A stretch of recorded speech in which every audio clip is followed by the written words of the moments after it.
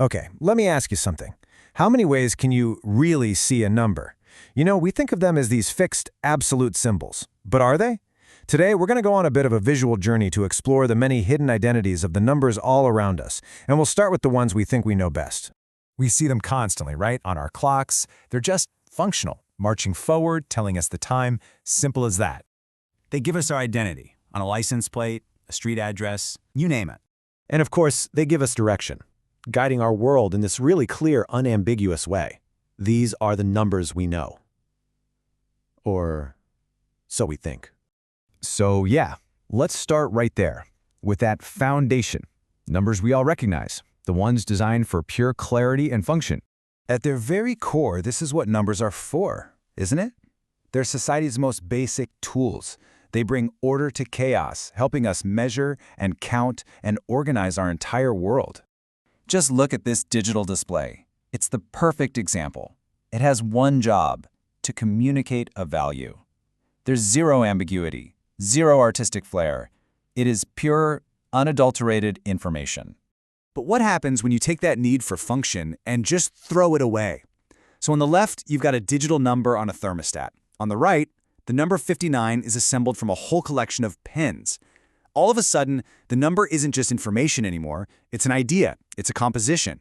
And this shift in perspective is where numbers transform from simple tools into something much, much more. Okay, this is where things get really interesting. We're moving into a world where numbers stop being just tools and they start becoming a medium for art and expression. You can build a number, like with these digital blocks. It has this playful, kind of constructive feeling to it. It's not just the number 53, it's an assembly, an object with real texture and form.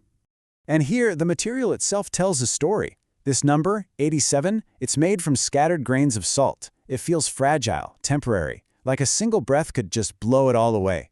The material completely changes its emotional weight. And it can even be whimsical. Here we've got the number 91, formed from illustrations of a carrot, a cabbage, and an ear of corn.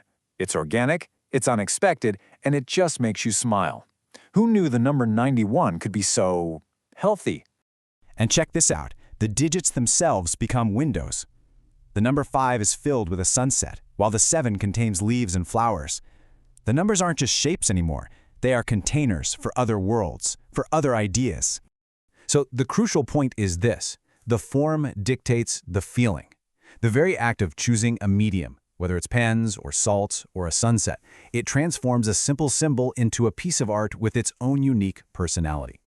Okay, so we've seen numbers that are deliberately made, but what about numbers that we just find? This next part is all about the art of perception. Take a good look at this. Is it just a random water stain on a piece of wood? Or do you see the number 97? Our brains are literally hardwired to find patterns, to create order out of visual noise.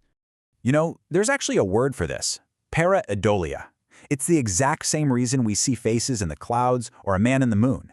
It's our mind's powerful and, yeah, sometimes mistaken, attempt to recognize something familiar in the abstract. This kind of thing reveals itself in the most unexpected places, like these tire marks on the pavement, just for a second, forming a perfect 77 before they fade. It's an accidental number born from pure chance and recognized by an observant eye.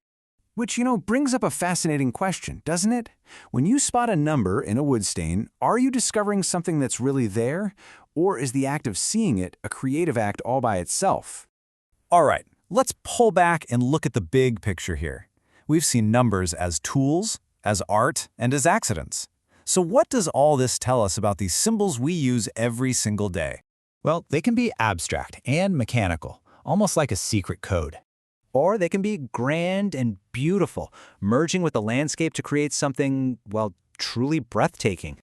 This right here, this is the key takeaway.